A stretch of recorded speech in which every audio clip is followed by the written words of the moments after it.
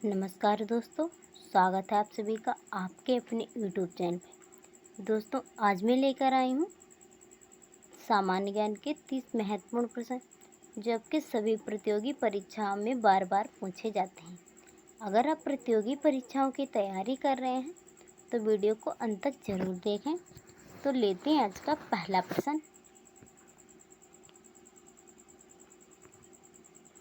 पहला प्रश्न है, तृतीय बौद्ध संगीत का आयोजन स्थल है। बताइए दोस्तों, तृतीय बौद्ध संगीत का आयोजन स्थल कहाँ है? तो है वैशाली में। ऑप्शन ई करेक्ट हो जाएगा। अगला प्रश्न है, पाल वंश के शासक किस धर्म के अनुयायी थे? बताइए दोस्तों, पाल वंश के शासक किस धर्म के अनुयायी थे? आपके ऑप्शन है जैन, बौद्ध, हिंदू, शाश्वत। तो इसका राइट आंसर ऑप्शन बी, बौद्ध धर्म के अनुयायी थे। अगला प्रश्न है, एशिया की सबसे लंबी सुरंग जिसकी आधारशिला मई 2018 में प्रधानमंत्री नरेंद्र मोदी ने जम्मू कश्मीर में रखी। बताइए दोस्तों, एशिया की सबसे लंबी सुरंग जिसकी आधारशिला मई 2018 में प्रधानमंत्री नरेंद्र मोदी ने जम्मू कश्मीर में रखी, तो उसका नाम था हुवैली। ऑप्शन सी करेक्ट हो जाएगा। अगला प्रश्न है, वर्ष 2015-16 के दौरान प्रदेश में प्रति व्यक्ति आय प्रचलित भाव पर रही। बताइए दोस्तों, वर्ष 2015-16 में के दौरान प्रदेश में प्रति व्यक्ति आय प्रचलित भाव पर रही, तो रही 42,299, यानी ए ऑप्शन करेक्ट हो जाएगा। अगला प्रश्न है, राजेंद्र पुल किस नदी पर स्थित है? बताइए दोस्तों, राजेंद्र पुल किस नदी पर स्थित है? आपके ऑप्शन है सोन, कोली, गंडक, ऑप्शन डी गंगा। तो गंगा पर स्थित है। अगला प्रश्न है, किसकी अनुमति के बिना राज्य की विधानसभा में कोई धन विधेयक पेश नहीं किया जा सकता? बताइए दोस्तों, किसकी अनुमति के बिना राज्य की विधानसभा में कोई धन विधेयक पेश नहीं किया जा सकता? तो राज्यपाल की अनुमति के बिना। अगला प्रश्न है, संविधान संशोधन विधेयक संसद के प्रस्तुत करने के लिए। बताइए दोस्तों, संविधान संशोधन विधेयक संसद में प्रस्तुत करने के लिए राष्ट्रपति की पूर्व अनुमति नहीं लेनी पड़ती है। राष्ट्रपति की पूर्व अनुमति नहीं लेनी पड़ती है। ऑप्शन बी करेक्ट हो जाएगा। अगला प्रश्न है, भारतीय संविधान में किस संशोधन द्वारा नागरिकों के मौलिक कर्तव्यों को सम्मिलित किया गया? बताइए दोस्तों, भारतीय संविधान में किस संशोधन द्वारा नागरिक के मौलिक कर्तव्यों को सम्मिलित किया गया? तो किया गया 42वें।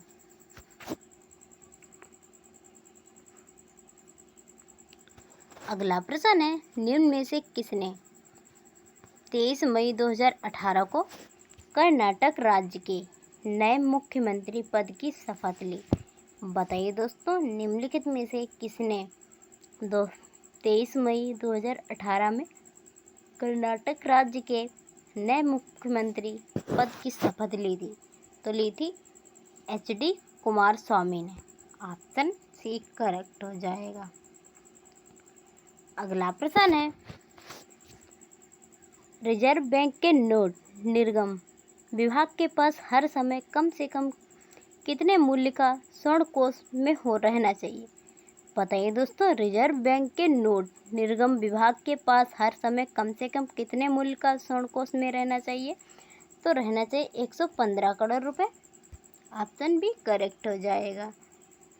अगला प्रश्न है, अल्पकालीन विदेशी ऋण किस अवधि तक के ऋण को कहा जाता है? बताइए दोस्तों, अल्पकालीन विदेश ऋण के किस अवधि तक के ऋण को कहा जाता है?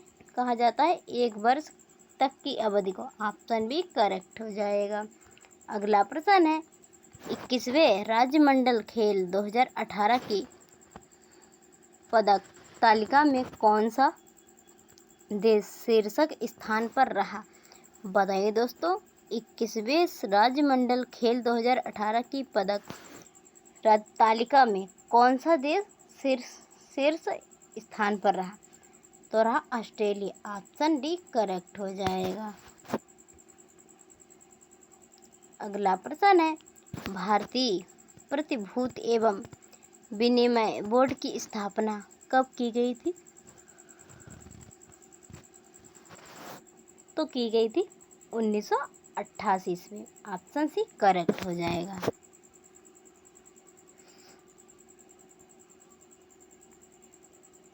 अगला प्रश्न है, सेबी के कार्यों को में सम्मिलित है। बताइए दोस्तों, सेबी के कार्यों में सम्मिलित है।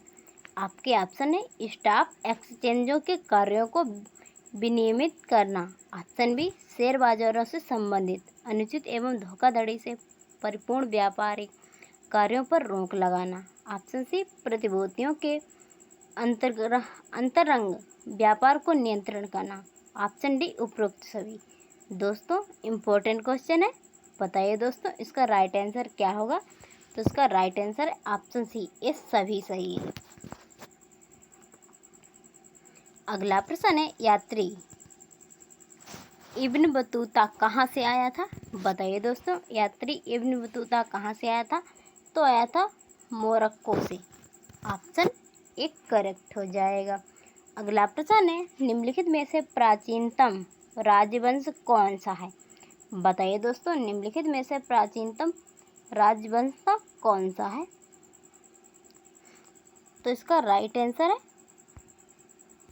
Option A, Maurya. अगला प्रश्न है, तमिल का गौरव ग्रंथ जीवन चिंतामणि किससे संबंधित है? बताइए दोस्तों, तमिल का गौरव ग्रंथ जीवन चिंतामणि किससे संबंधित है? ए ऑप्शन करेक्ट हो जाएगा, जैन। अगला प्रश्न है, निम्नोक्त में से कौन सा भारत नेपाल सहयोग परियोजना के अंतर्गत नहीं आता? बताइए दोस्तों, निम्नोक्त में से कौन सा भारत नेपाल सहयोग परियोजना के अंतर्गत नहीं आता है? तो नहीं आता है चुक्का परियोजना। ऑप्शन डी करेक्ट हो जाएगा। अगला प्रश्न है, संविधान इतर निकाय कौन सा है? बताइए दोस्तों, संविधान इतर निकाय कौन सा है? तो है NITI Aayog. Option B correct हो जाएगा। अगला प्रश्न है, निम्नलिखित में से कौन सी मुद्रा सबसे अधिक महंगी मूल्यवान है? बताइए दोस्तों, निम्नलिखित में से कौन सी मुद्रा सबसे अधिक महंगी यानी मूल्यवान है? तो सबसे महंगी है pound sterling. Option D correct हो जाएगा। अगला प्रश्न है, आर्थिक स्वतंत्रता